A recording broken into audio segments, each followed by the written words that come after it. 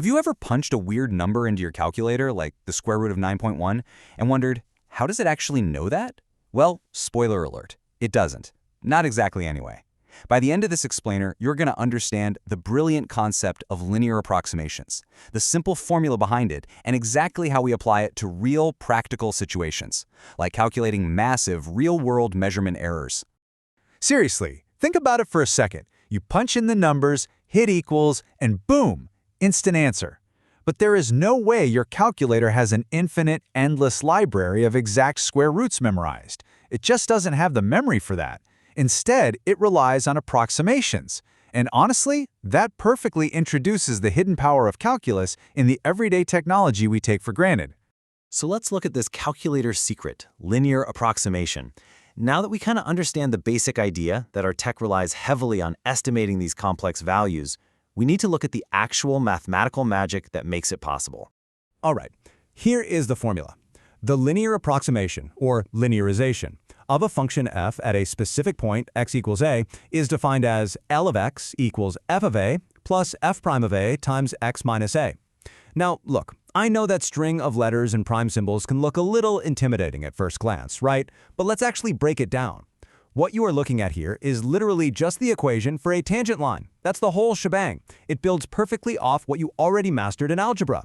We're just taking a straight, simple line, the tangent line, and using it to closely estimate the curve of a much more complicated function. Okay, let's actually practice this and make it crystal clear with an example. We're going to solve that exact problem we started with, finding the square root of 9.1, but this time without just pressing a button. Let's walk through this step by step. Just like we're at a whiteboard, we want the square root of 9.1. Now, we know 9.1 is awfully close to 9, and conveniently enough, we know the exact square root of 9. So we're going to set our starting anchor point, our a, to 9. Step 1, we find f of 9, which is just the square root of 9. That gives us 3. Step 2, we need the derivative of the square root of x, evaluated at 9. Well, the derivative is 1 over 2 times the square root of x. Plug in that 9, and we get 1 over 6. Step 3, we plug all of this into our formula to evaluate L of 9.1. We get 3 plus 1/6 times the quantity 9.1 minus 9. Do a little quick arithmetic, and we end up with 3 plus 1/60. Now, here's what is absolutely wild about this result. Look at how brilliantly close we got. If you punch the square root of 9.1 into your calculator, the exact value is roughly 3.0166, and so on. Our linear approximation? It gave us 3.0167. I mean, wow! We got incredibly close to the exact value using nothing but a simple straight line. No heavy computation required. But wait, hold on a second. This is super important. A really common point of confusion comes up right about here. You might be asking, wait, what happens if my x is really far away from my a? Well, the hard truth is, this approximation only works when your x is near your starting point. Think about it. If you tried to find the square root of 10 but used a base point of 2, your straight tangent line has wandered way off the curve of the actual function. So the further you drift from your anchor point, the more wildly inaccurate your results are going to become. Keep that in mind. Let's look at a second, slightly different example, just to really cement this concept. What if we want to estimate the sine of 62 degrees? Now, first things first, and this is a critical rule of thumb for calculus, 62 degrees absolutely must be converted to radians for the math to work out properly. So our function is sine of x, and our target x is 62 degrees, but our comfortable known anchor point a is 60 degrees, and in radians, that is pi over 3. All right, so the key here is just applying our framework exactly like we did before. Step 1, our function value at pi over 3 is sine of pi over 3, which we know is the square root of 3 over 2. Step 2, the derivative of sine is cosine, so f prime of pi over 3 is the cosine of pi over 3, which is exactly 1/2. Step 3, we evaluate our linear approximation, L of x, with these new values. We're just multiplying that derivative by the tiny difference in our angle, which is that extra 2 degrees converted to radians. And honestly, this brilliantly illustrates how versatile this framework is. It applies to any differentiable function. Not just simple square roots, but complex trigonometry too. So that's linear approximation. But what if we want to look at small changes and their big impacts? Let's transition into understanding differentials. Now that we've mastered the approximation itself, how do we calculate the specific amount of change in an output when our input shifts just a tiny bit? Let's see how this builds on what we just learned. Here is our formal terminology for this. Now, you are totally used to seeing dy over dx as a single combined symbol for a derivative, right? But in this context, dy and dx actually have standalone mathematical meaning. They are differentials. The differential dy is defined as f prime of x multiplied by dx. And in this equation, dx simply represents a very small incremental change in the input x. Check out this comparison, because it's pretty revealing. Delta y is the exact change. To find it, you literally have to calculate two completely full function values and then subtract them. It's a lot of work. But dy, the approximate change, is just a quick multiplication using the derivative.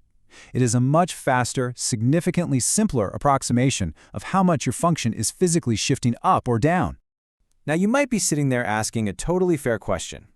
Why on earth would I use an approximation, a differential, if I can just calculate the exact change? And it's a great question. The real-world answer, because outside of a textbook, we often just don't have the exact values. A lot of times we only have estimates of error. We don't always know the precise starting point and ending point, we just know the margin of error built into our tools and instruments. Which brings us perfectly to real-world measurement errors, or what I like to call the astronaut's dilemma. Let's connect this math to a real-life scenario. Imagine an astronaut up in space trying to measure the volume of the Earth using a camera. Okay, let's lay out our variables clearly so this word problem doesn't get overwhelming.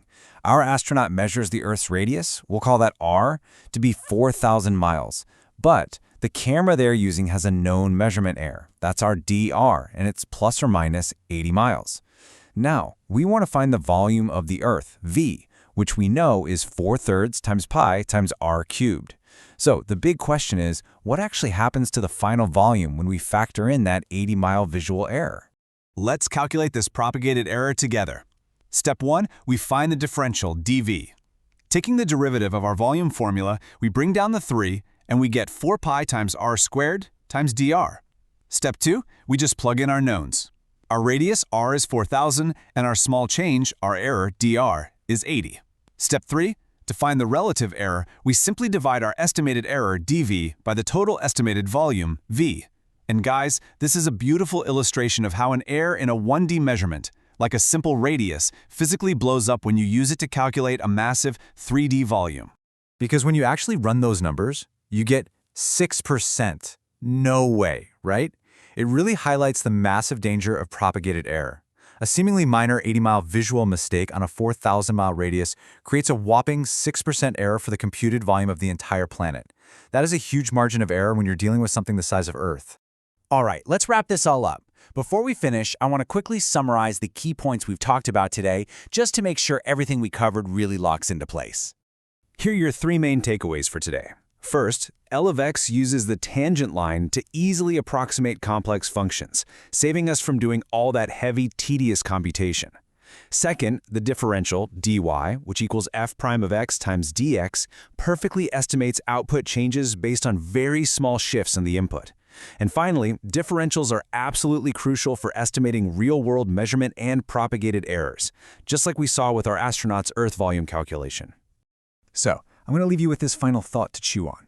If a tiny 80-mile visual mistake changes the computed volume of a planet by a massive 6%, how do aerospace engineers use these exact same differentials to prevent their multi-million-dollar spacecraft from completely missing Mars? Because trust me, the calculus of error propagation is exactly what keeps rockets on target. Keep that in mind, and be sure to check out our next explainer to see how we tackle even more complex applied calculations.